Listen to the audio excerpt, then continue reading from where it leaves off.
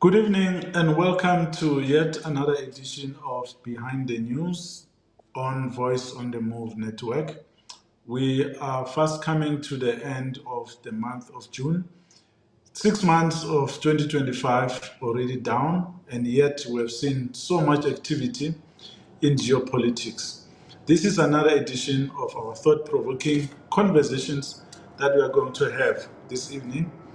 In the panel, we have Joe, who is our analyst. We also have Dinigo, who will also be looking into a whole range of issues that we are going to be raising in this particular conversation. So, we went through 12 days of a conflict between Iran and Israel, which the 13th of June. There were strikes on both ends. There were analysis, there was anger, there were swear words which were used by Donald Trump in the middle of that particular conflict. We saw the skies were very busy with missiles flying from one part to another and some being intercepted in the process. But it's been quiet since then. We want to know now what is happening. What is going to be taking place into the future, seeing that both countries are now going quiet, focusing on other matters. We know that Iran has been looking into the impact of the strikes by the US, counting the cost of that particular attack. Now, Donald Trump has turned his attention to other matters. Now, let's take 10, 15 minutes and have a conversation on this particular matter. Let me start with you, Joe. What do you think is taking place now? What is going on in the minds of the leadership in Israel as well as the leadership in Iran after this conflict, which the US entered into and sent some bombs which damaged the Iran's nuclear program sites in that part of the world? What do you think is taking place now? The focus seems to have shifted to other things. Um, it's very interesting that now all of a sudden it's been quiet, and it was strange that when Iran stroke, or should I say, they responded to the American base that one of the largest American bases that is situated in Middle East. Then within hours, we had the story that congratulations, Iran, congratulations, Israel. You guys fought. This guy beat each other. They don't know what the hell they were doing. Suddenly, and then it stopped. So it became confusing, and even the fact that those missiles that were sent to Qatar did not do impact because both countries, your Qatar and US, were warned beforehand. So sometimes you get confused. What kind of strategy is this? Why would you inform people if they didn't inform when they were striking you, and all of a sudden decide? Well, we also understood that there was an element of understanding that there's a relationship between Qatar, the Qataris, and Iran. So also they didn't want to break that kind of a relationship. They wanted to keep that relationship flowing. But looking at all of that, America wanted to come back and play middleman, play peacemaker. But it's strange that they took part in it. They are, in fact, they instigated that. If you look at it, Israel would not have taken an inch of any movement if these guys did not consent into it. I mean, majority of the bombs that are dropped in Iran came from the US. But all of a sudden, US now screaming at Israel, don't do this, don't do that. But the whole ceasefire thing was conducted, or it was done for a simple reason, to save Israel. They did not see that coming. They did not expect that kind of a response that would have come harder like that. Though Iran was also exposed intelligence-wise, they did not do their work well because they were exposed. I mean, these guys knew where individual leaders lived. and were able to be taken out. But also, not all the people that were reported to be dead were dead. I mean, we saw the one of the generals came back and walked with his people celebrating the victory, and of which we all believe it is a victory for Iran because the whole idea was regime change. That was not supposed to be 12 days. They were going full on to try and take out Iran completely. So, but the kind of response that they saw and the damage that it has done in Israel, it's quite bigger than what the Americans and the Europeans and NATO and Israel thought. So the pain that was inflicted to Israel prompted the ceasefire deal because Israel was saved by that ceasefire. If it was not that ceasefire, Israel would be non existent by today. So I believe that the Americans are now trying to play middleman, but it's the same old thing. They will never have a friend except for the interest. So, what will be their interest in Iran? The whole agenda is to break up the Middle East so that they can push the Israel agenda of greater Israel. That's my opinion. Yeah, Tinuga, do you think the US bombed Iran because of its own interest, or it was doing that to just interrupt and dilute the conflict that was taking place between Iran and Israel? Was there some other motive? Yeah, America doesn't do anything on behalf of anybody. It's always in their interest. The fact that they bombed your Iran and then we find Israel in the context, it doesn't mean anything.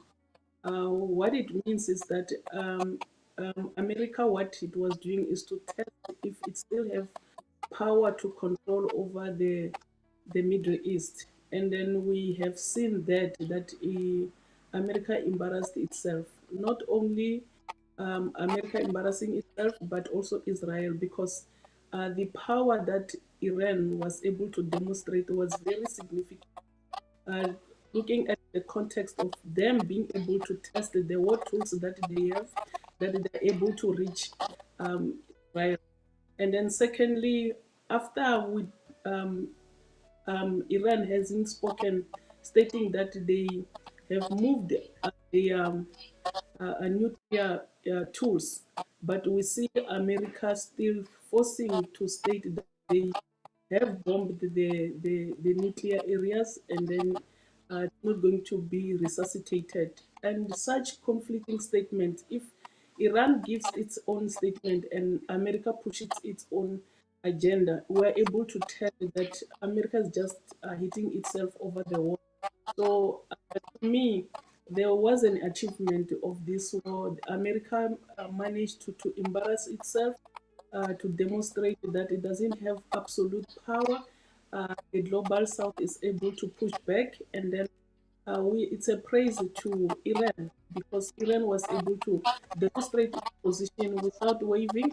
And then it's also embarrassment to Netanyahu, who thinks that with America it can do anything, and they have realized that there's nothing that they can do because the global south is able to push back.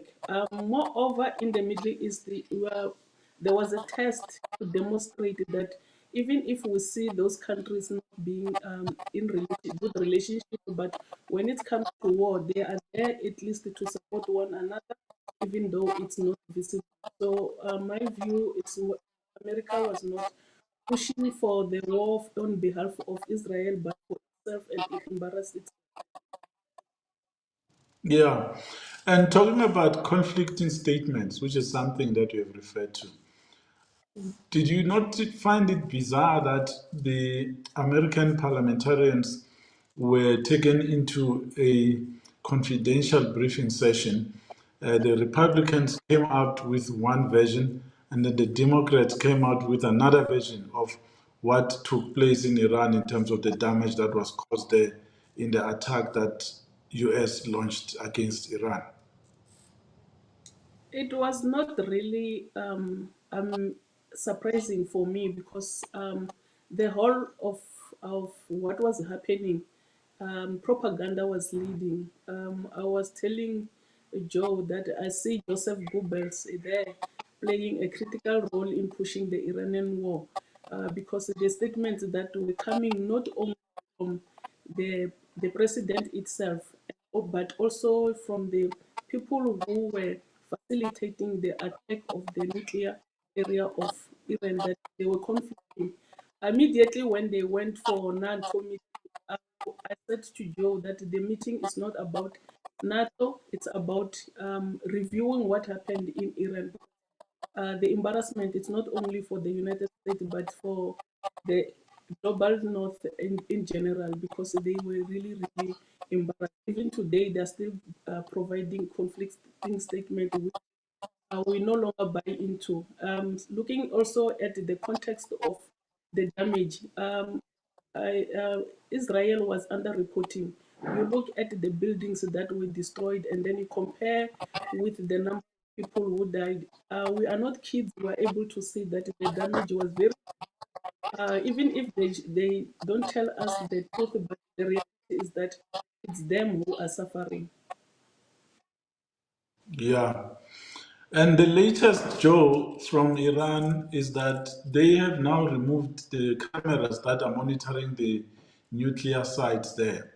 What does that mean? Are they saying now that they don't want to be monitored because they are now denying access to the work that they are doing there in terms of the nuclear development?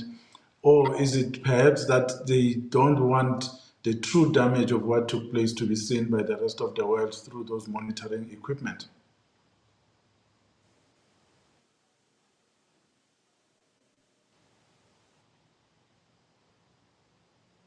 Israel I cover. think, yes. He You can gave please start Israel your sentence. he gave Israel cover. He exposed Iran, and Iran paid a heavy price as far as that is concerned. So what is happening now? We see the the the IAEA organization being representatives of the West. They take the information, give it directly to Israel. Netanyahu can't shut his mouth because his agents are the ones that are able to give him direct information. So Iran does not feel safe, whatever that they try to do. So it's better off, let's not cooperate. Look at your backyard. I wash my backyard. But if you want to come for me, you'll give it. I'll give it to you. You'll get it. You give it to me, I give it to you back tenfold. So that tells you that it's a game on. Do what you want, I do what I want. The second part is that we must not be fooled and think that the war is over. It's not over. Hence, Iran is now going to go on mute mode, do what they have to do. Israel, on the other hand, uh, you might have conflicting reports that Spain and Hungary are not in favor of the war in Ukraine, but at the same time, Hungary is a friend of Netanyahu. He volunteered that he's not going to arrest Netanyahu, can go to Hungary. Now, as we always said, don't listen to what they say, watch what they do. So part of the NATO will support Israel. And the people who are supporting Israel don't support the war in Ukraine because of the fear of the proximity of between them and Russia. That's another thing. Also, understanding that history. But the same people, they are now conflicting. The worst things are happening in Israel. Israel is becoming an aggressor in that region.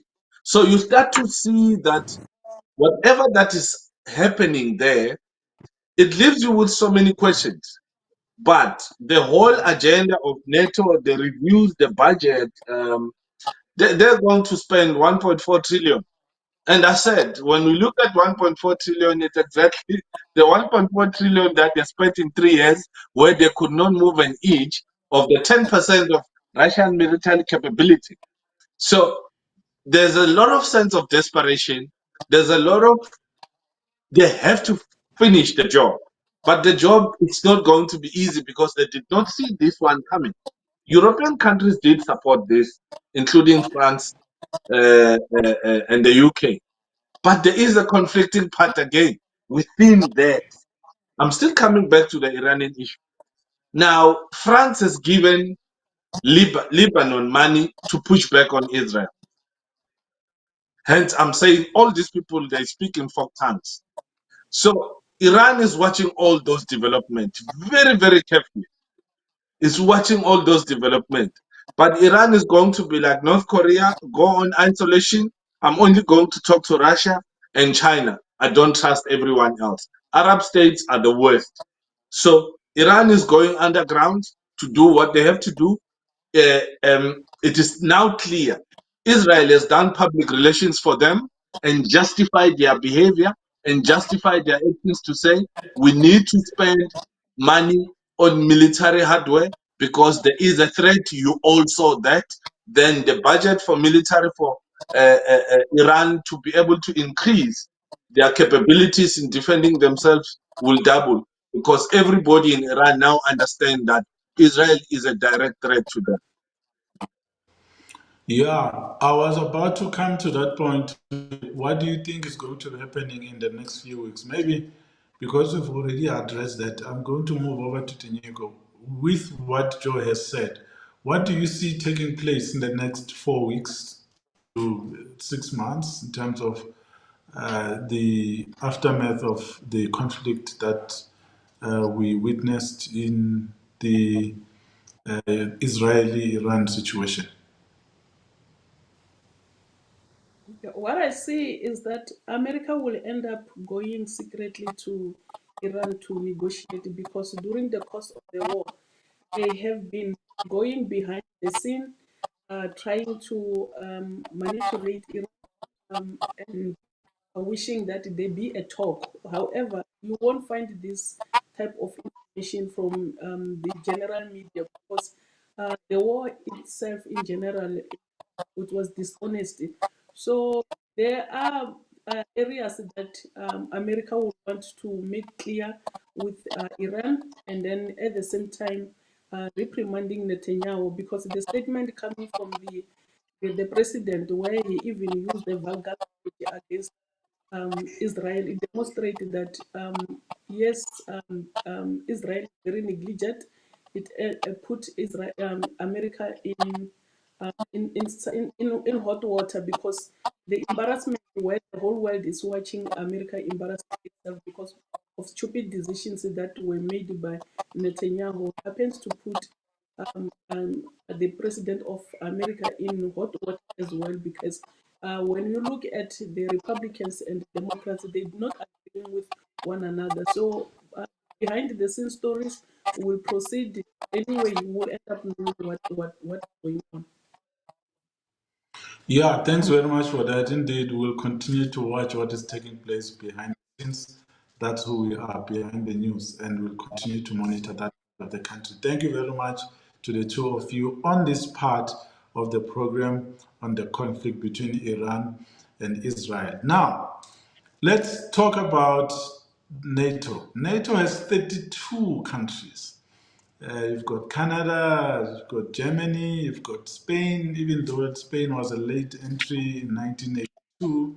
You've got a whole range of other Eastern European countries and parts of the West as well who are part of NATO.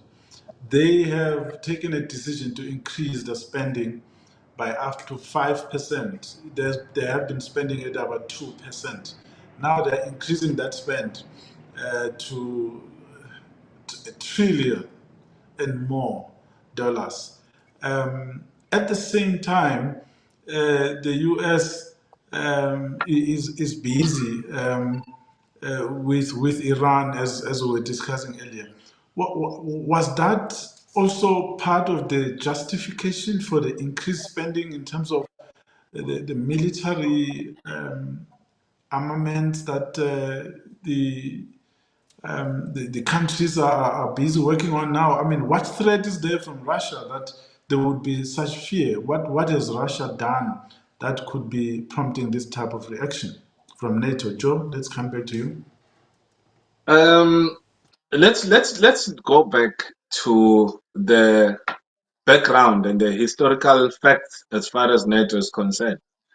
The foundation of NATO was founded on the basis of neutralizing the Nazis in Europe.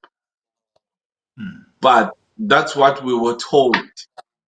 Meanwhile, the agenda from the two families, meaning the Rothschild and the Rockefeller family, there's always been a desire for a total control of the whole world. So they created a boogeyman that was Hitler. But after 1945, we saw the growth of NATO. So, meaning the threat that we were told, it was not only that. There's still a desire of breaking Russia apart. We always say that the world is it's divided into two zones, Africa being in the middle, zone A and zone B. So the zone A countries feel more entitled, like they're now in charge. So you look at the chaos that happened in Eurasia, if I were to put it that way, in Eurasia, it's created by the zone A countries, not necessarily by the zone B countries. The zone B countries are fine amongst themselves, but the threat will always come from zone A, meaning America and Britain. But the chief culprit will be Britain. Then Britain gave birth to America. And most people do not know that. They think America is big. No. The colonial masters came from Britain. The British people are the ones that created chaos around the world. Hence, now we're speaking in English, products of that colonial mindset. So, after that, we moved into a situation whereby there was this war that was not directly, it was more of intelligence war, economical war. It never really came out to say, we are now fighting this war. And there was no description. Hence, we saw around 1960, 1962, the Soviet missile were moved into Cuba because the Soviets were responding to what the Americans were doing in that side when they were setting up all these military bases. Then it was called the Cuban Missile Crisis because the Soviets were saying, no, it's fine. We will move our military hardware. So if you do something, we'll respond right at your toes.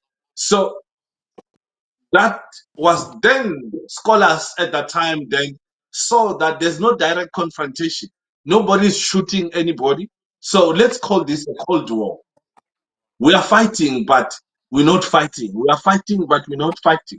We've seen a lot of the rise of espionage, the rise of spies. I mean, there's even a book called The Confession of a spy that was working for the KGB and the CIA at the same time, that had links with the MI6, with the French and British intelligence. I mean, we were exposed into those kind of spies because Pet Botter was working for Mossad, CIA, KGB, MI6, and MI5 in one go, one person. So when we read that book called The Confession of the Spy, these are some of the things that we never thought it happens in real life, only to find that even in our backyard, we still have people who are in government who are serving all these things. So when all of that was building up towards 1989-90, at that time, the Russians were led by, the Soviets were led by Gorbachev. Then there was a meeting to say, okay, you guys have already established your military bases around Europe, but the threat has been eliminated.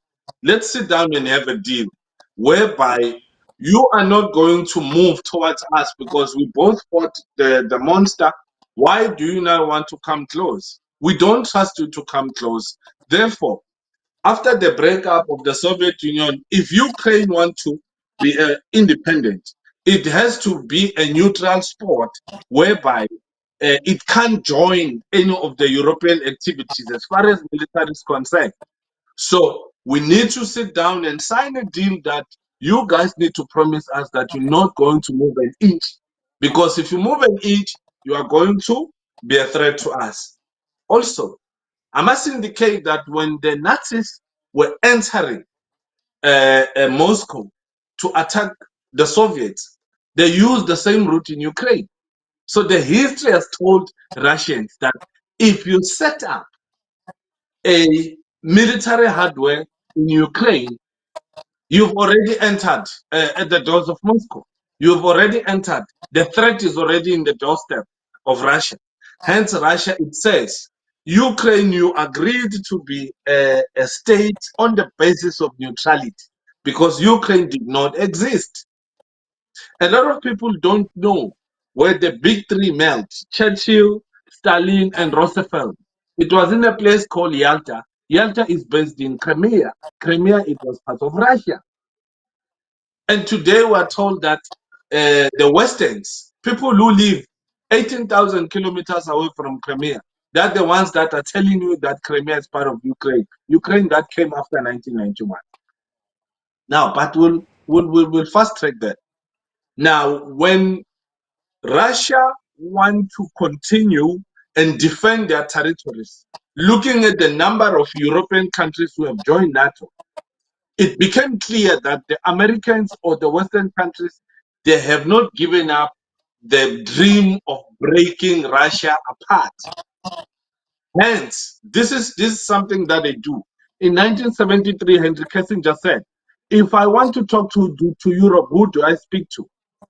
A lot of European leaders at that particular time did not understand that the Rockefellers had already tried to want to recolonize Europe by forming a thing called European Union that came around 2000.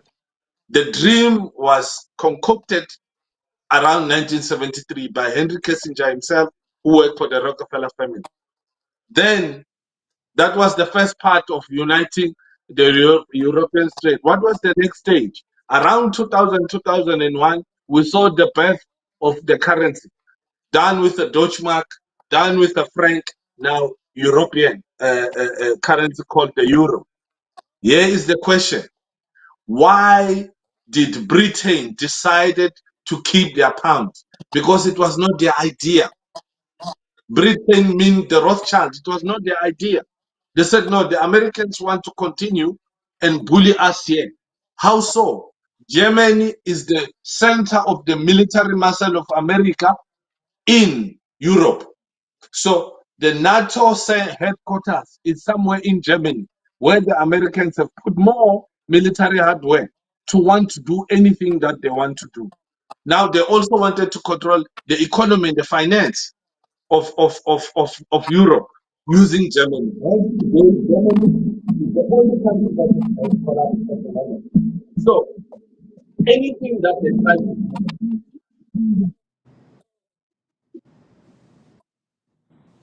Yeah, we are losing you.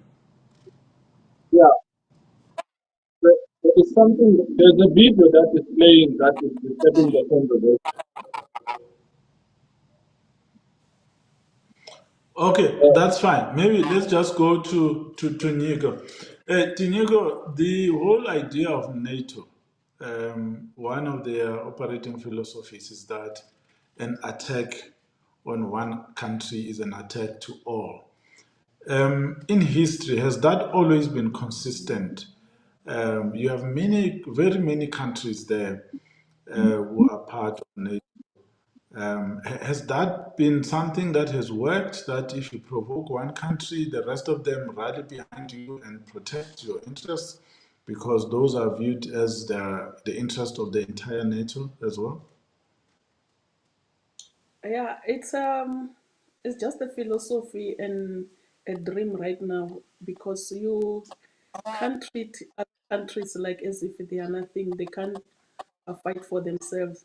Um, Joe has alluded on the history of the Cold War, with Turkey agreeing that the United States of America install its war tools in Turkey, and then USSR did the same in Cuba, and then it became a serious problem. Now we can see the expansion of NATO proceeding after they have been warned that they must not do that. And they did it before, it's just that Russia by that time was very weak. It couldn't fight for itself. But right now, they are feeling the pain. So if they are failing to fight for Ukraine, it means that they are not who they are saying they are, because the world has changed. The power, it's being shared from different angles. What they are foreseeing to see that they will dominate, it's not going to happen. I was telling somebody during the course of the day that the way Africa is bullying all of us, like it's starting to bully Africa. I looked after the cattle and the goats, and I observed a donkey. So they've been treating donkeys, and then there are times when the donkey can start fighting aggressively and can even kill the owner. So the manner in which America sees us as donkeys that they can kick or bully around, it's really over, because they are not able to be able to imagine implementing their programs based on what is written as NATO principles. When they, like I said, that when they ran to have NATO meeting to review their crisis in Iran, and they have the standards that are not consistent, because with Russia and Ukraine conflict, it's not the same um, treatment with Iran and Israel. So you are able to tell that wherever they failed, they are able to back off and not able to implement things based on what they want. Even though some countries, they're just hiding behind NATO, they're not part and parcel of NATO, but they seems to be benefiting from the behavior that is coming from NATO members. Yeah, that's an interesting point. Tell me though, who benefits when NATO increases its defense spending? Who is the manufacturer? Where is the money going? Um, who, who are the actual spenders in terms of the countries? Because the economies of the NATO members are not the same. So, who gets to benefit the most?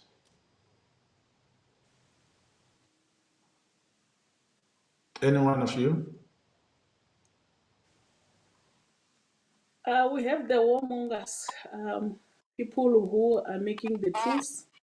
They are the ones who are benefiting. But just to take a little bit step back on the decision taken by NATO, the question: are all the countries going to be able to afford um, reserving the 5%? Because we look at when we review their economic status, they are not winning. They can't run the way they were running. We look at Germany right now, its economy since the COVID-19, and also since the 2009 8 the recession, they haven't been recovered.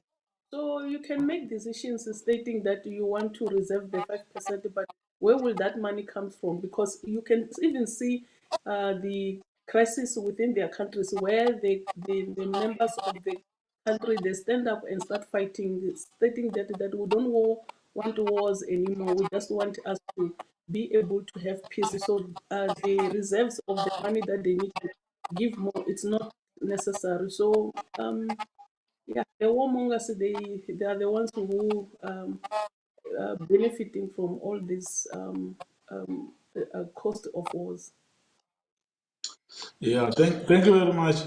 I think let's conclude this one for now like that. Just watch it as well, because due to the point that you've indicated that the economy of Germany is not doing well, Germany is not the only one. There are other smaller countries as well with smaller economies where there are more likely to be domestic protests as a result of these decisions, where money is going to be redirected to military spending as opposed to social spending and economic stimulation. But I'm going to request that we conclude this one with that particular point. I want us now, Tinigo, you mentioned Africa being bullied and being treated like, we're second class citizens.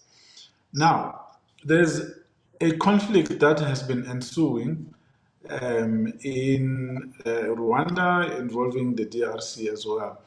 We have seen America coming through to facilitate some agreement that is touted as a resolution to what has been taking place between Kagame and Tshisekedi. What do you make of that? I mean, just give me your initial response to that, Joe. What do you think is happening here in real terms? Let's go back. Before Chisekedi, let's go back in the history of DRC from I cannot call him King Leopold, the monster that destroyed a lot of lives in DRC. It was the Belgians. Then there was France. Then Patrice Lumumba was killed, and his friends were used. That later we became to know that it was Mobutu Sese Seko. Then Kabila went to the mountain, and then he came back. He took over. Then he was killed. Then his son took over. That is still existent today. Now we shift across the river. We look at Rwanda. There's allegations that Kagame was in exile in Uganda. He was training with the old men there. Till today, they're still friends. The old men want to facilitate. Meanwhile, we know it's the same thing as Americans say they want to facilitate, right? What was the reason for EU to pay 10 billion euros to Rwanda to build settlement for the refugees that were affected by the war in Ukraine? That's number one. Push that aside. Number two, and that man was paid up front, I must say. Number two, the cases in the court today that the people who are refugees or who illegal immigrants in the UK are going to be sent to Rwanda. That case is on in the court. The court has been blocking it. Why was Rwanda so cozy enough to be paid upfront? Many people did not realize that that money was not paid for settlement. The EU has realized that the green energy dealings are not working well. One. Two, because there's a conflict with the boogeyman Russia, we need to get natural resources to sustain our economies. Where is our economy lying? Leopold knew where the economy is. From Europe, he came.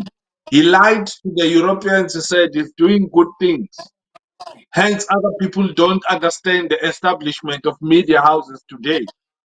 When the media arrived in Africa, was to send back the message that we're doing well in Africa and we're doing good things for those primitive people who don't know hygiene, who don't know all these things that were said to us to say we still live or use the methods of the dark ages.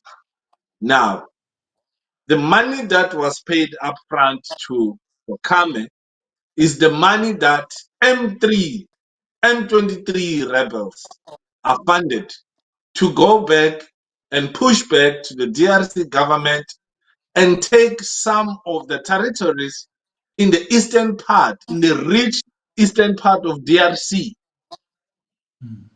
So the moment you occupy that, they will be able to come in with the solution because they create the problem with the right, they bring the solution on the left. But watch this. Who now came to the party to say we're brokering a deal? It's America, because America was now left out of this deal. So for them to come back and be relevant, let's create the problem. And why America? Why did Trump says to Kagame, I'll sanction you if your M23 rebels does not? Why Tshisekedi did not speak? And we questioning, Tshisekedi, why are you looking west while everyone else is looking east? But we don't know the deals that were done before Tshisekedi came to the office. Maybe the moment he came, he was told this is how it's going to happen. If you don't play according to the rules, this will happen. Now, look at the timing of these guys coming in. Tshisekedi is not sitting in a comfortable position. He's scared, he's worried for his family and everyone else. All his relatives in Goma regions are all on the run. They are all in the bush. He doesn't even know where they are. So anything that will come as a solution, he has to accept. And the Americans told him, they said, no, we have a military base in Botswana. And there's a deal that they have. Joe Biden was in Angola. Now they want a station there so that if ever anything happens, it's easy, it's cheaper for them to move. We have seen this thing in January this year when there was chaos in Mozambique. When I arrived in Pumalanga, there were American Air Force helicopters. What were they doing there? So that whatever that happens in Mozambique, they just fly over and deal with whoever that they have to deal with and protect their interests, not any individual, their interest. So, what is the question that is out there? The Europeans and the Americans are using DRC as a battleground. The wars in DRC are 40 or are 30 to 40 years old. They are not even reported. Now, they are not even, we only hear about what the media want to tell us, but the actual problems that are happening in DRC are bigger than that.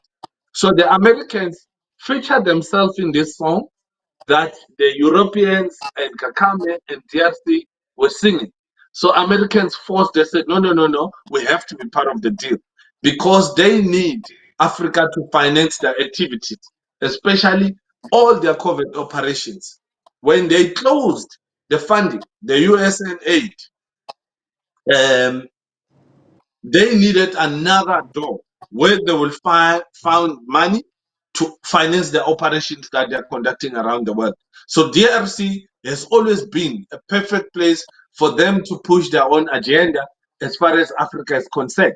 If we shut down DRC, people won't have iPhones, people won't have cell phones, people won't have cars. Elon Musk is going to struggle. So the Americans are bad to feature themselves in this, where they have to push Europe out in DRC, they take over. Because Europe was represented by M23 rebels. Yeah. But as Africans, we're not allowed America to build 36 military bases across the continent. Are we not giving the US the latitude to do as they please? Can you go? Yeah, I think it's our fault.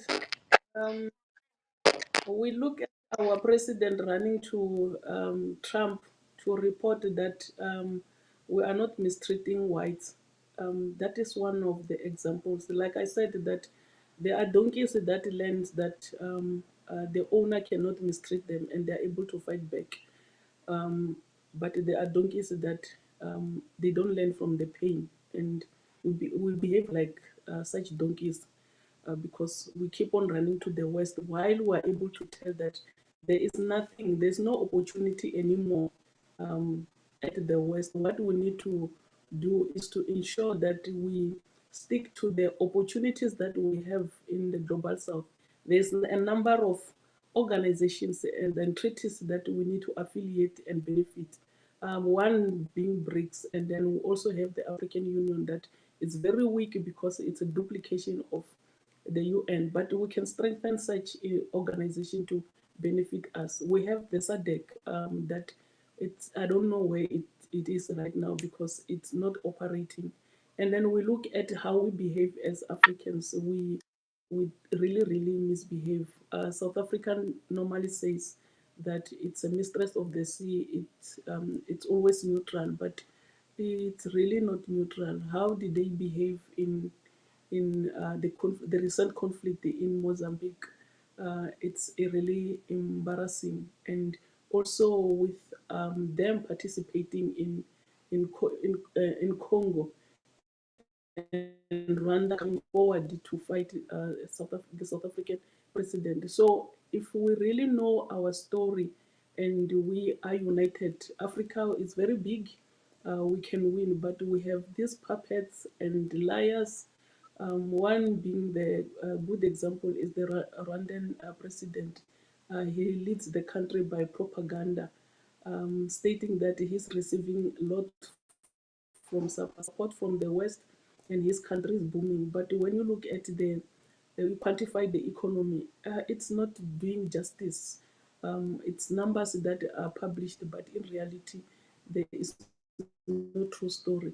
So if African leaders can be able to realize that there's nothing that they need to do with the West, we will be able to stand on our ground. But we can't right now because we are misbehaving.